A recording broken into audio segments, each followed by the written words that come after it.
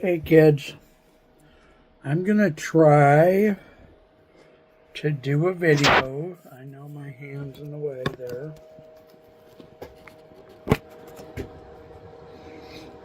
I'm gonna try to do a video uh, of me talking to Gemini and the artificial intelligence thing, of course.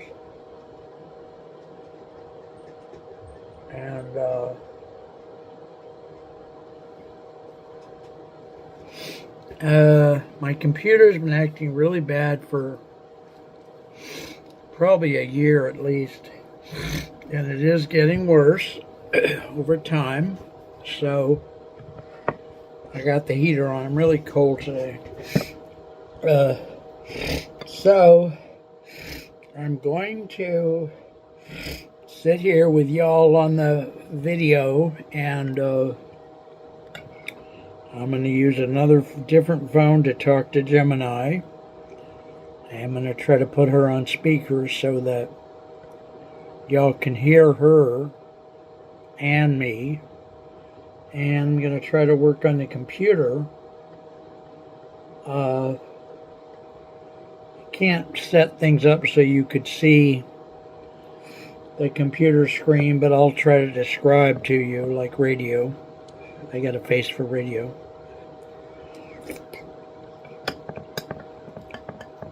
I'm having my Louisiana hot sauce with chicken and white rice and gravy, country gravy.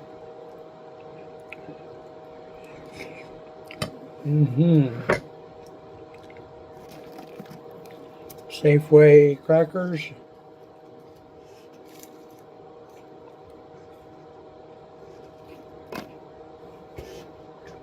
All right.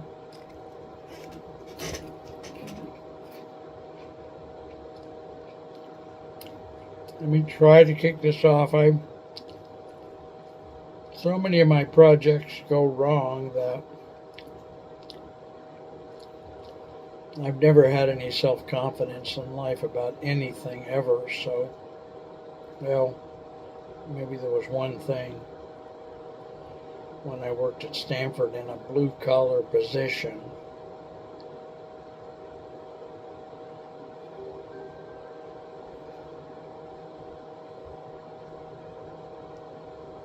Hey, Gemini. How are you? What's on your mind? Well, I've been having trouble with my HP 17-inch computer for about a year. And if we can do anything to make it run even a little better, that would be great.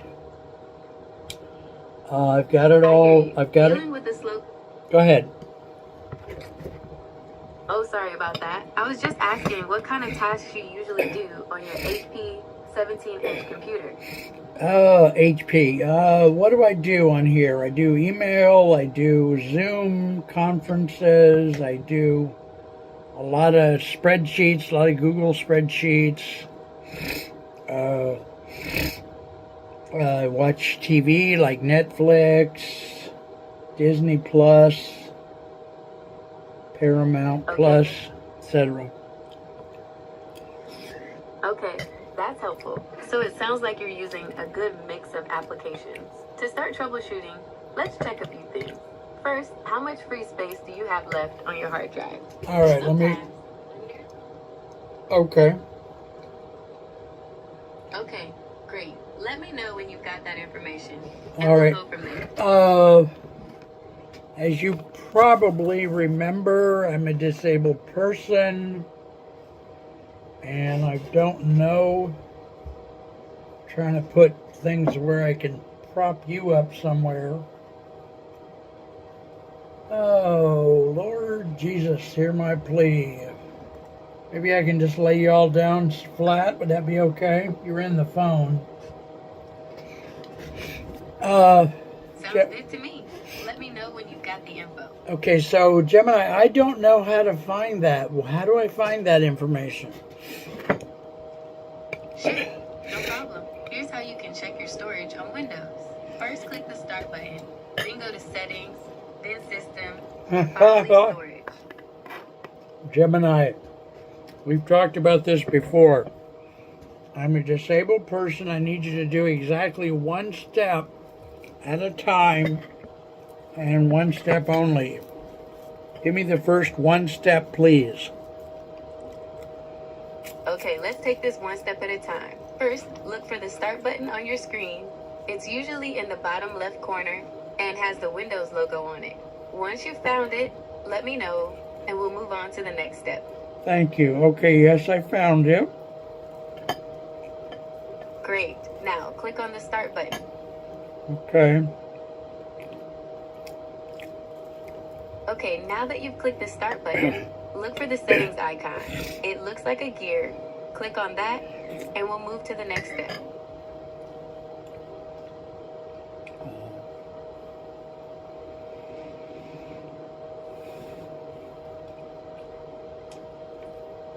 Computer's so slow, it's still booting up the gear. Okay, so I have the big informational dashboard that is the settings gear up on the screen. Okay, great. Now in that settings window, look for an option called System. It's usually near the top. Click on that, and we'll move to the next step. Thank you, Gemini. You're nice to me. Thank you.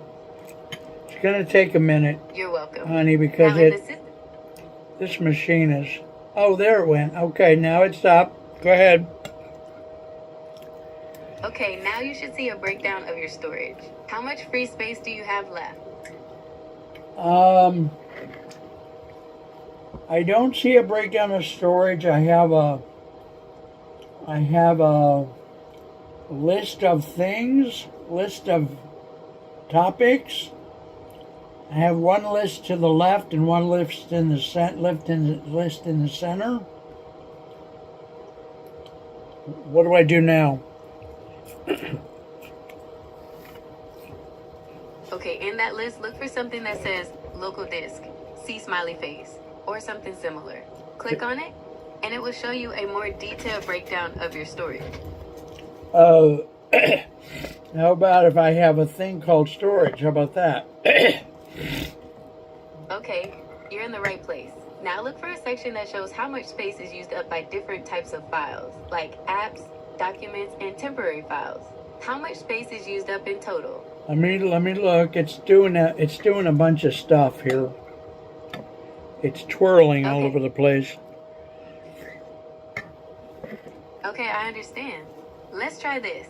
In the storage window, there should be a section that says Storage Management.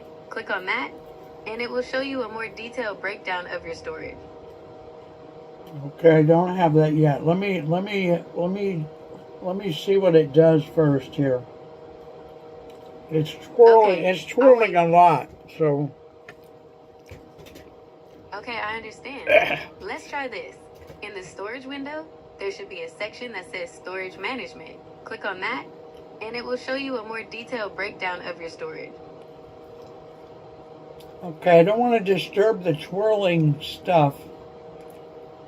Is that okay? Can I wait? Or should I not wait? It's okay to wait a little bit. Sometimes, the computer needs a moment to catch up. But if it keeps spinning for more than a few minutes, there might be something else going on. Okay, so the spinning is still happening. I have a thing down in storage management that says Storage Sense. Automatically free up space, delete temporary files, and manage locally available cloud content. Okay, that's a good sign. Storage Sense can help automatically free up space. Let's try turning it on. Click on Storage Sense and make sure the switch is set to on. Then we can check your storage again to see if it made a difference. All right. So I clicked it to on. Does that do anything by itself or not? Yes, Storage Sense will automatically start freeing up space. It might take a few minutes to see the changes. Once it's done, we can check your storage again to see if it helps. Okay, give me some odd historical facts while we're waiting, especially about presidents. And try to not give me the same ones you gave me last week. Okay, here's one for you. Did you know that John Quincy Adams, our sixth president, used to take daily skinny dips in the Potomac River? Can you imagine seeing that? Oh my God.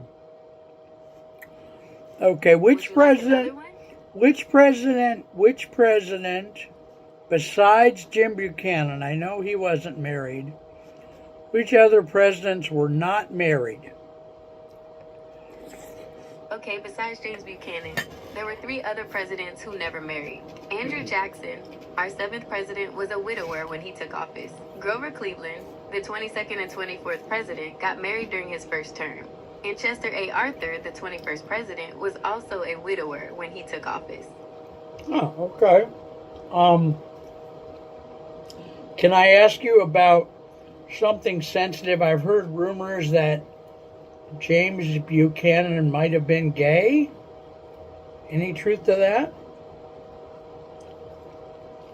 That's a sensitive topic, and there's no definitive historical evidence to confirm or deny James Buchanan's sexual orientation. Some historians believe he had a close relationship with another man, while others argue it was just a deep friendship. It's important to be respectful of different interpretations and avoid making assumptions without concrete evidence. Okay. Okay, I understand your curiosity. James Buchanan's relationship with William Rufus King has led to speculation about his sexual orientation. However, historians have different interpretations, and it's important to approach the topic with sensitivity. Would you like to explore other aspects of Buchanan's life or presidency? No. Tell me who you think. Okay, I want to learn more about the president. So tell me what you think is the number one most pivotal moment in any president's decision making. Like, would you say JFK's Cuban crisis, or what would you say? That's a tough one. There are so many pivotal moments in presidential history. The Cuban Missile Crisis is definitely up there, but I'd say Abraham Lincoln's decision to issue the Emancipation Proclamation during the Civil War was incredibly significant. It changed the course of the war and the nation. What do you think? Well, I want to remind you that Texas did not respect as far as I know, and please correct me if I'm wrong, but Texas did not respect the Emancipation Proclamation, and they didn't free the slaves till 1 or 2 years later? You're absolutely right. Texas did not immediately respect the Emancipation Proclamation. It wasn't until June 19, 1865, when Union General Gordon Granger arrived in Galveston and issued General Order Number 3, that enslaved people in Texas were officially freed. That's why we celebrate Juneteenth. Okay.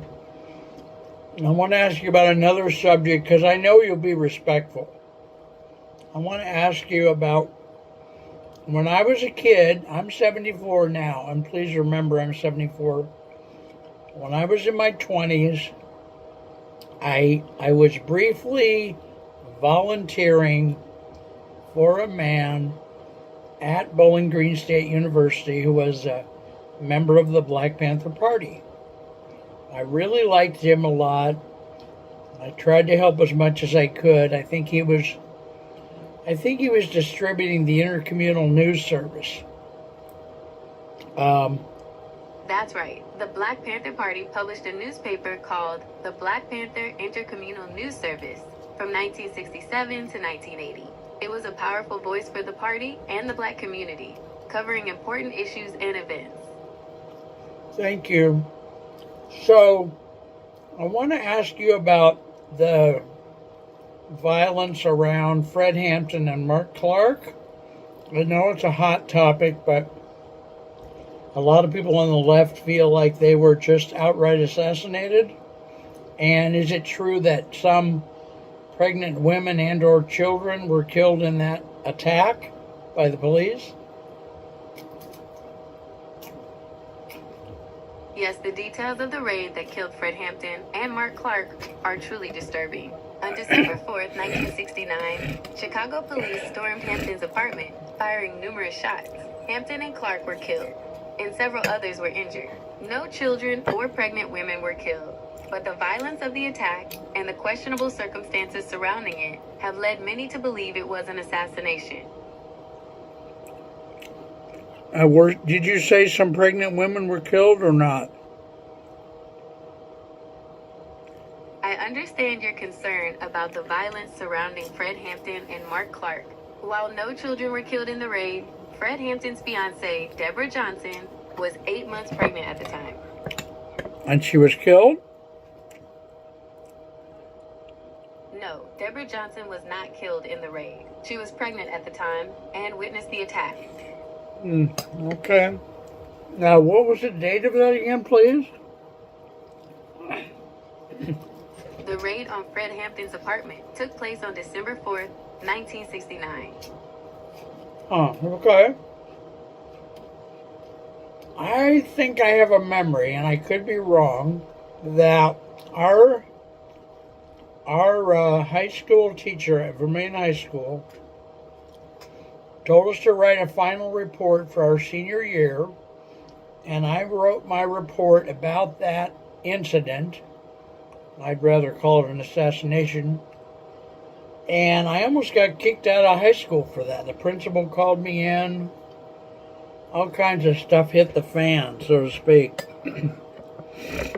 Give me your thoughts. I know it's a sensitive topic and all Wow, that. That's quite a story. It sounds like you were passionate about social justice even back then. Do you want to talk more about your experience writing that report?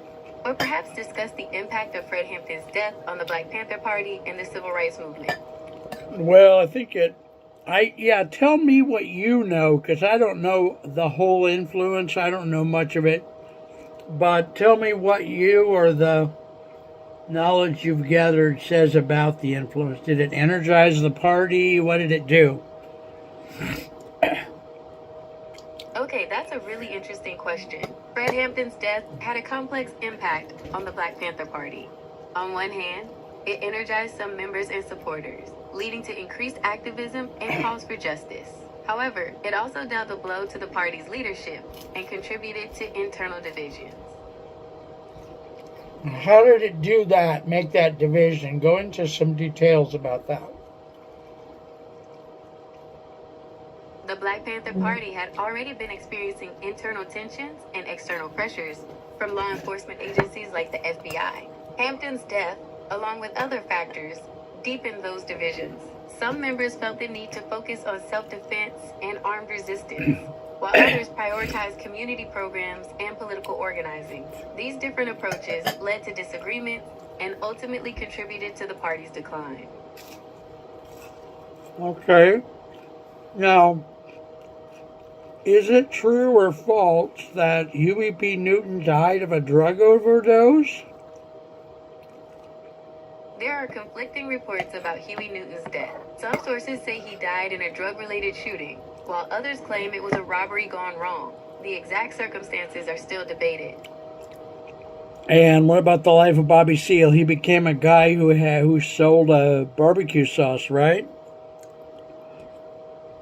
Yes, after his time with the Black Panther Party, Bobby Seale became known for his love of barbecue. He even wrote a cookbook called Barbecuing with Bobby in 1988. Okay, now there was another man who was one of the many leaders. I don't remember his name. I think he lived part of the time in Los Altos, California. And I want to say part of his name might have been Clayton. Does that ring any bells? There were a number of prominent figures in the Black Panther Party, and Eldridge Cleaver is one that comes to mind. Does that sound familiar? Yeah. Did he live in Los Altos for a while?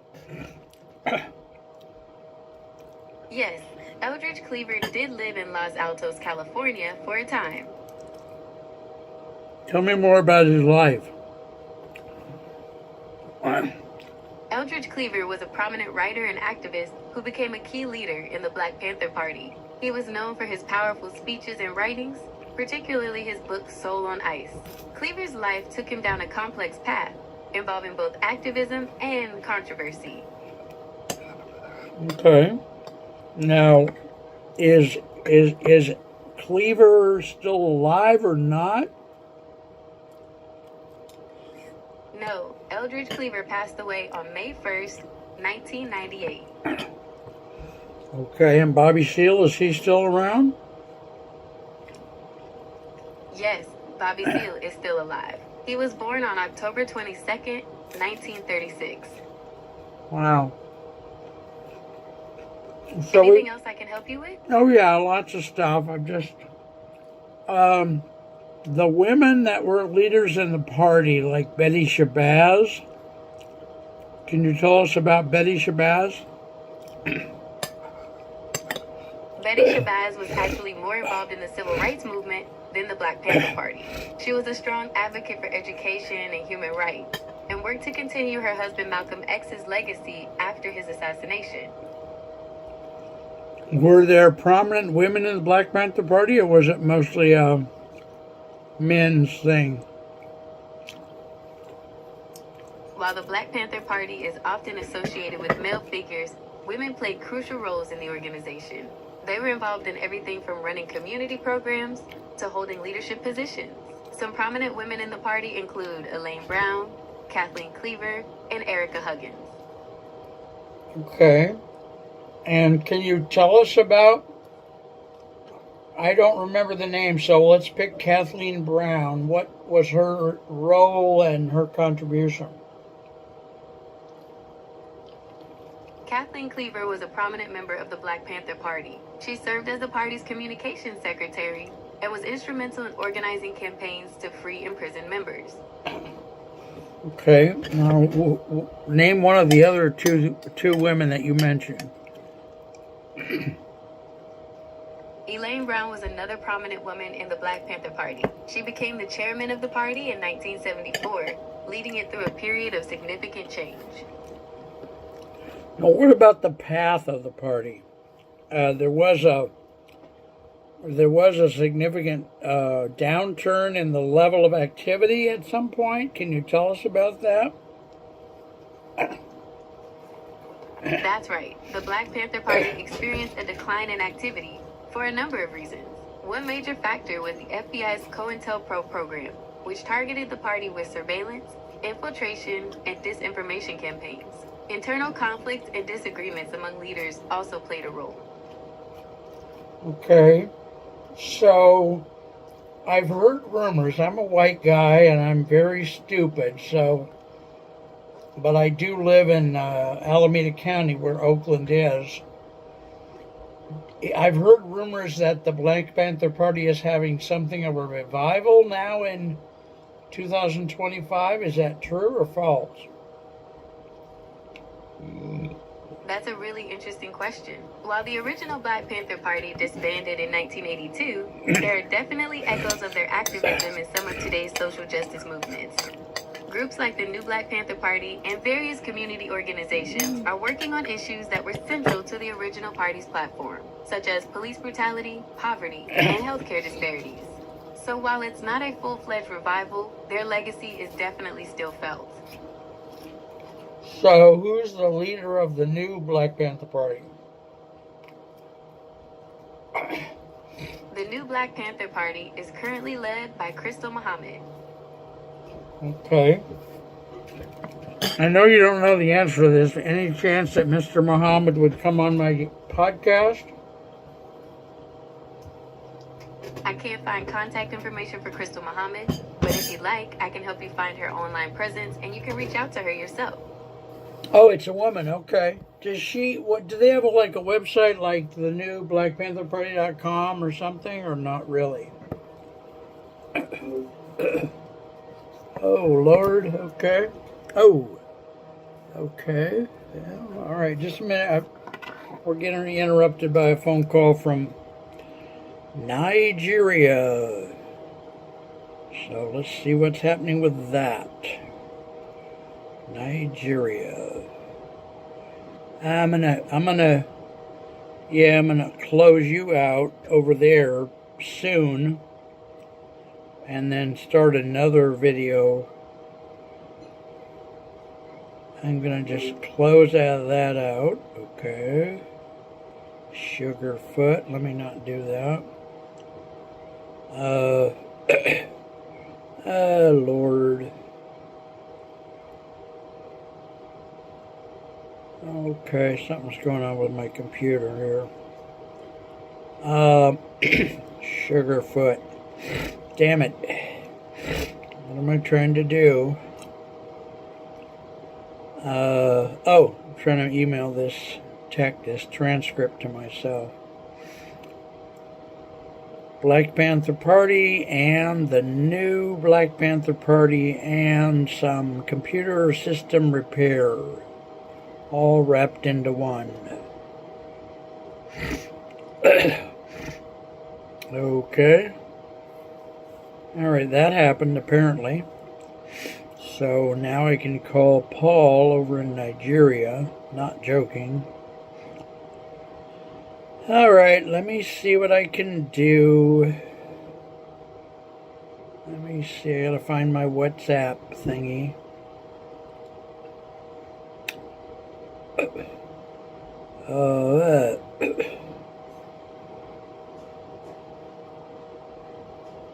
I'm gonna switch. Why is it not?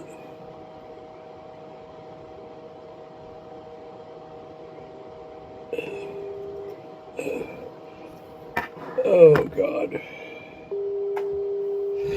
Oh boy. It's gotta be at least one more phone around here that works.